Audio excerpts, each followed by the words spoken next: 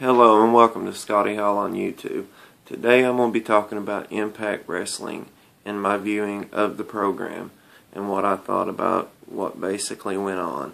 It starts off with Hogan coming out and talking about that Atlanta, Georgia must be Hogan country and just to get a cheap pop and everything, and then he welcomes out Jeff Hardy, and Jeff Hardy says that he's tired of aces and eights and everything and just getting tired of how he's been treated and everything else and blah blah blah, just the usual thing that happens.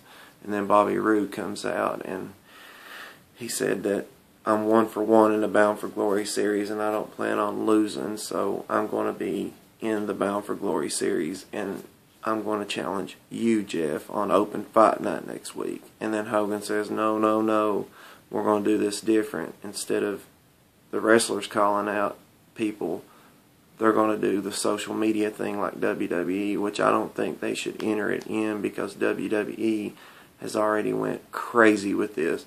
And if they start worrying about social media and if they start worrying about advertisers and all this stuff, I understand trying to get big and trying to interact with the fans, but where they're a local, like, home-based ROH type territory wrestling right now, they're already interacting with the fans because you're more likely to meet somebody at a TNA event than you are a WWE event.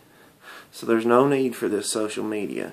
But anyway, Hogan wants the people to go on Facebook, go on Twitter, and either the TNA website and vote for who gets to pick which one gets to call out first, either Jeff Hardy or Bobby Roode. I'm sorry. So they get to pick who's the first one that's going to get to challenge somebody, and then Bobby Roode says that he's going to call out Jeff Hardy, and then they start about to fight, and Bully Ray comes out and says, "What does it matter who's going to fight?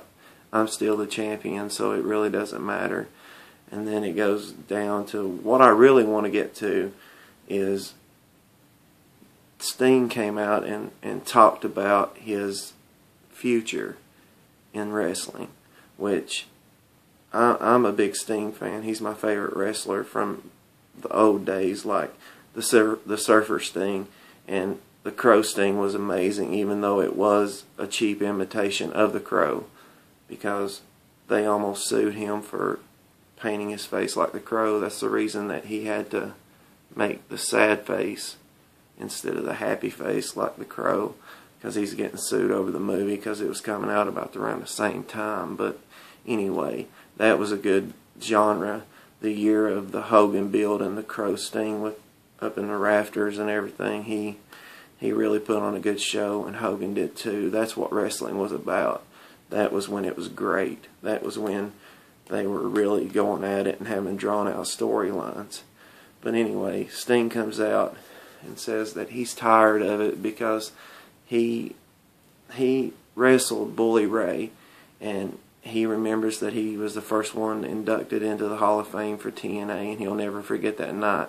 But he says what he cannot forget is the fact that at Slammiversary he went with Bully Ray, and Bully Ray took him to the limit, and he kicked out, and he said, "You had chances after chances, and people kept coming out, and people kept coming out, and they kept just messing the match up, and you finally got to me. It was just so difficult to try to beat you with all this stuff happening.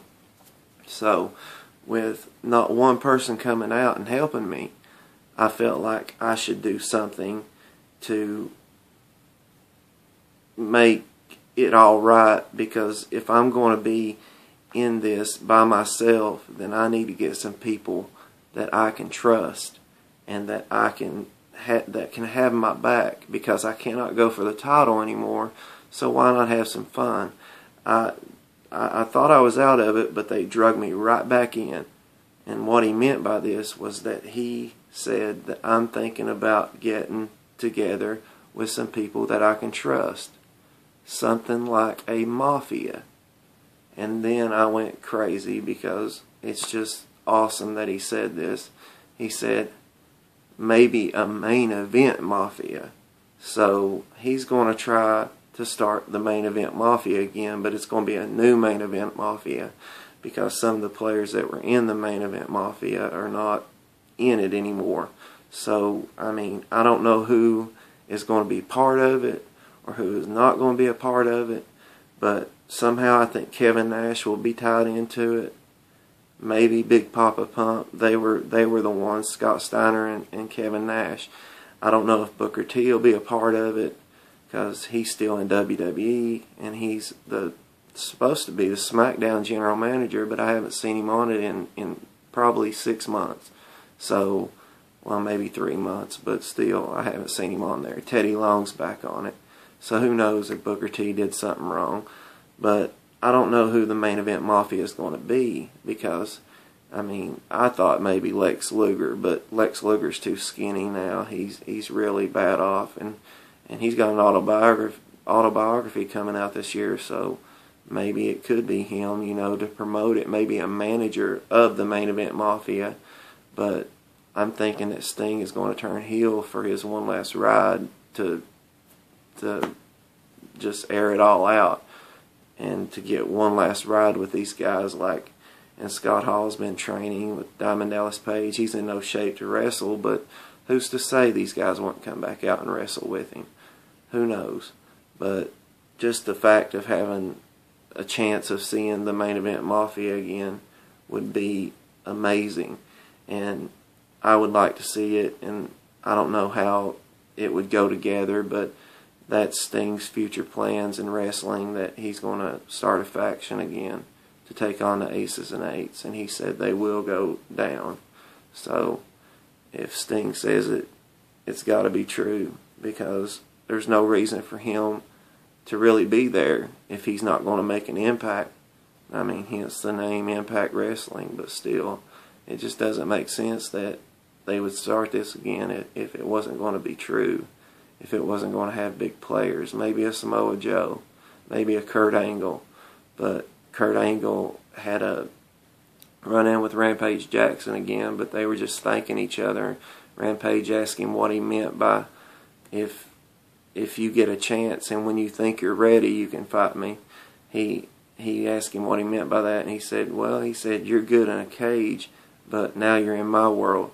When you're ready, you have to train. It's like if I, Kurt Angle, went to MMA, I couldn't beat you right off, but I could if I trained. So he said, get better, and then get ready, and then we'll fight. And then it goes to the main event, which is AJ Styles versus Kurt Angle. And Doc said that he was going to take care of AJ Styles because he walked out on him, and he felt like he needed to get him back. So Doc decides that he's going to be the one to take out AJ Styles, because Doc was mad because the Aces and Eights had to fight each other to see who got the last got a Bound for Glory spot from the Aces and Eights. They had one chance. All of them got together. Bully Ray told them all to jump over the rope and let Anderson win. But Doc wanted to challenge him, so Anderson and Doc got in a fight, and then it just was showing that there's maybe turmoil inside the Aces and Eights, which was bound to happen. But Doc decides he's going to take out AJ Styles. AJ Styles and Kurt Angle wrestle. It's the main event, and it was a pretty good match. They were going back and forth, but it was just a replay of Slammiversary, even going up to the top rope and doing a backflip off like AJ Styles did and landed on his feet. And then all of a sudden he DDTs Kurt Angle in the corner. Kurt Angle looks like his neck is broken. So he's just laying there, and I mean, snot and spit and everything's falling out of his nose. I mean, he acts like he's about dead, but he's had neck injuries and he's really been hurt before. He won the gold medal with a broken neck, so the dude's tough. But anyway, he just laid there for a minute, and then all of a sudden you see the Aces and Eights come out. So they try to attack AJ Styles, but AJ ducks it, and then they go and tackle Kurt Angle. So AJ kicks him and takes him out, and he does the Pele on Doc, and Doc falls out of the ring, and then here comes Garrett Bischoff and Wes Briscoe, and they just sitting there slapping around on Kurt Angle, and it's just ridiculous. And then oh God, all of a sudden Rampage Jackson walks out and he's got his chain and he's walking real slow and nonchalant to the ring and he's like, oh, I'm a bad man, I'm the baddest man alive, which honestly he is a bad man. I don't know how he is now, but still I wouldn't really mess with him. But, you know, if I had training I would, but still he'd probably kill me. But anyway, Kurt Angle was sitting there and he didn't know what to do. And then Rampage comes up and sneaks right behind Doc, and he's got the chain right there, and he's like trying to save Kurt Angle, and Doc turns around, he swings the chain at him and misses him. I mean, if you're going to swing at a guy that is 6'7", and you swing up, jump up in the air and swing your chain 8 feet in the air, you're not going to hit him. So, I mean, it looked fake anyway. But Rampage didn't show that he even hit anybody, and then it just comes back to Kurt Angle, and they're standing back to back like the old wrestlers did when they tried to help somebody, and then it's just looking around, and it was kind of cool to see him. But I would want to see him interact with somebody. I wish he would have maybe turned on Angle and hit him with a chain, or maybe got into it with the aces and eights and made it, you know, interesting. But that was the Impact. I mean, it was just pretty much a freelance show till next week's open fight night. So I'm gonna watch it, and I'm gonna go take in an Impact Live on July 20th or July 18th, and I might get to see a Bound for Glory series match, but I hope I get to see Sting. I missed it when I went to Thunder and Nitro, so I looked up in the rafters and seen if I could see him, but I wish I could have seen him as the Crow Sting or the Surfer Sting, but as long as I get to see Sting, I'd like to meet him and shake his hand and thank him for all he did for wrestling, and I'd really like to meet him and watch it. I hope the Bound for Glory series has got some good members in it. Oh yeah, and Crimson returned tonight, which he lost at Joseph Park, so it really doesn't matter. Anyway, that's my TNA highlights for Impact Wrestling, and Sting's going to start the main event Mafia back again, so we'll see how it goes. I want to thank y'all for watching. Remember, we all have a video camera, we all have internet, and we all have an opinion.